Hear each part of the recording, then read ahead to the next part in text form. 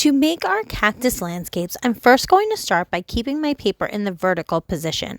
I've included some sheets that will help you when we're drawing our cactus, but your first step will be to plan out your landscape. I'm going to start with some basic lines. They're going to come from one side of the page to the other, making a foreground, middle ground, and background. I'm just making kind of curved hill lines that just show that there is some space in my picture. In the background, I could even make some kind of bumpy lines to represent mountains. They don't have to be super realistic. We're just planning out shapes right now. All the way at the top, I'm going to decide how I want to either have my sun set or my sun rising. I can do this a few different ways. The way I decided to do it in my drawing is I have it kind of looking like it is setting behind the mountain.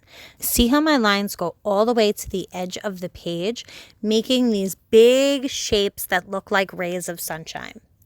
Now that I have my entire landscape planned out, I can start to think of where I want to put some of my cacti. I can do 1 or 2, maybe 3 cacti in my picture. I'm starting with a small one in the foreground. And some cacti even have flowers on them. So I'm just adding a little bit of a flower design. Remember, you don't want these to be too small because we are going to be adding lots of designs in after. So make sure that you keep your spaces big. I'm going to add another cactus on the other side. Maybe I'll do this one a little different. So maybe he has some arms that are kind of round that kind of hang off. And then I do these lines inside to give my cactus some shape. And they're also going to serve a dual purpose as they are going to be places where I can put tons of detail later on. We will be placing designs in each one of these spaces. Let's draw one more cactus. That way I can show you just a different way to draw one. I'm going to start by making a tall upside down U shape. And then I'm going to give this cactus different arms, kind of ones that look more like arm shapes or maybe like the letter J. I'm going to do one on one side and one on the other. Then I'm going to erase the lines that are behind my cactus. I no longer need them. And I'm going to put some lines inside this cactus so that it also gives it shape, but it also gives me some places to put my designs when we get to it. So I'm going to do 2 in the center, and I'm also going to do 2 on each arm, starting from the top, going to the bottom.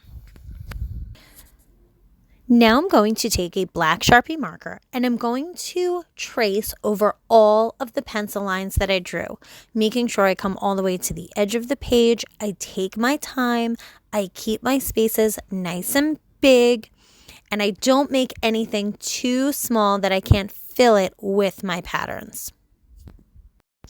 Once I finish tracing, I'm going to add more lines into those big shapes so I have places to put my Zentangles.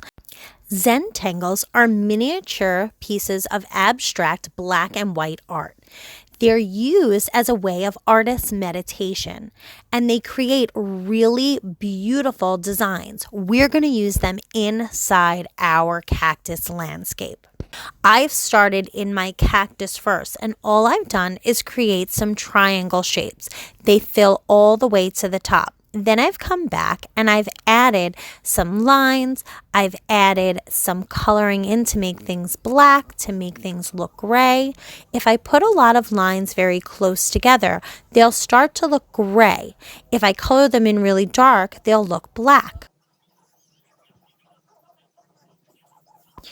Each one of the small spaces that we've created in our landscape is going to house a different kind of Zentangle. I want to leave a nice balance of white, black, and gray throughout my picture. That's what we call contrast. I don't want to have so many pieces that are gray next to one another and not enough pieces that are black or white mixed in. It will make your project look more interesting if you have a lot of variations in your color.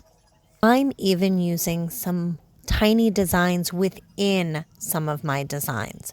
really making it look super interesting by adding tons of detail.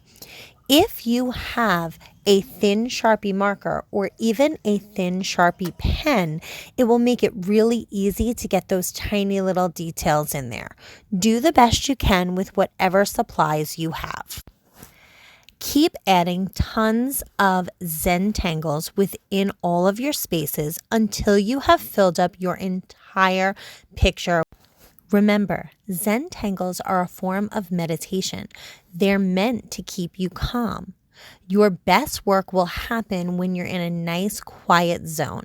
So do your best, and I can't wait to see how amazing these turn out.